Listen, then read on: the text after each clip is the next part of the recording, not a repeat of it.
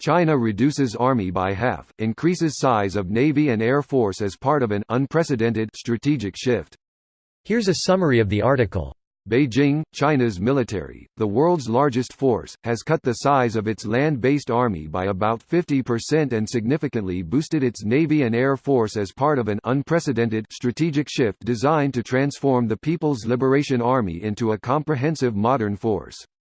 The 2 million-strong Chinese military has significantly boosted its Navy, Air Force and new strategic units and downsized its land-based army, the Hong Kong-based South China Morning Post reported, quoting a state-run Xinhua report. The statement indicated that the 4 other branches of the PLA, the Navy, Air Force, Rocket Force and Strategic Support Force, which is responsible for areas such as cyber warfare, now together make up more than half of the Chinese military, overtaking the Army, which has traditionally been the dominant unit of the PLA. The expansion of the Navy in the past few years was massive, as China now has 1 aircraft carrier, another undergoing trial and 3rd in the making. The Rocket Force and Strategic Support Force mainly focus on missile warfare. Ni told the Post that it also means that branches such as the Navy, Air Force and missile units can now play a bigger role in the event of conflict by fighting enemy forces beyond China's borders.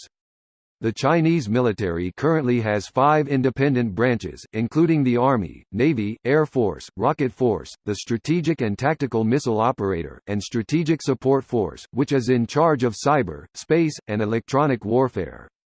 The PLA had no Navy or Air Force until 1949, and the PLA Rocket Force, first known as the 2nd Artillery Corps, was founded in 1966.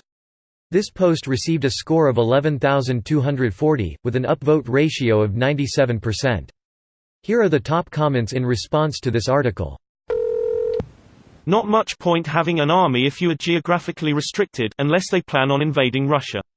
Navy and amphibious assault marines make more sense for them. China's geography and current political posturing means their navy has many of the same disadvantages as their army. China needs easy access to Indian Ocean, and that won't happen as long as India still exists. All of the regional strategic points are close to other nations, and the US doesn't have any choke points at all surrounding it. It's impossible to stop US supply lines or cut off their ports because there is no choke points to cut off. While the Chinese supply lines have to pass through many choke points controlled by other countries. China has a single rail line going to Russia, but this almost certainly cannot provide enough outside supplies, and would be easily severed because it's impossible to defend such a wide space.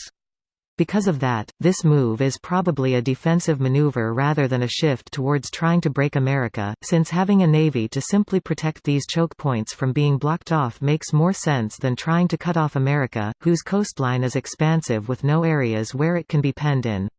Greater than because of that, this move is probably a defensive maneuver rather than a shift towards trying to break America. Or it's to intimidate the countries in the South China Sea area. I fully understand that point, and you are correct. I'm going to paste my response to that same sentiment from earlier to you. And #X200B. The Russians did this years ago, or started the shift away from Soviet-style war doctrine. Modern armies are small high-tech units, not giant hordes of conscripts. And #X200B. Economic and cyber are the biggest 21st-century warfronts.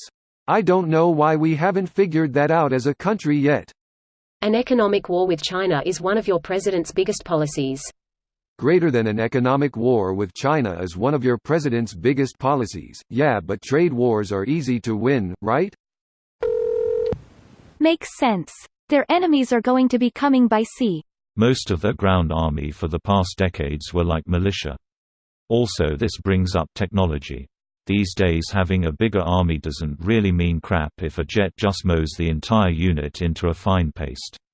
What is a 1000 with crappy guns gonna do to a modern tank or a gunship? China has realized that quantity is no longer effective in the 21st century due to technology 1 to 2 decades ago. It's quality now in the sense of fighting wars. This video was automatically created by Reddit to speech. The article and comments in this video were selected from Reddit according to their upvotes, and any paraphrasing was performed by smmry.com, without any human intervention.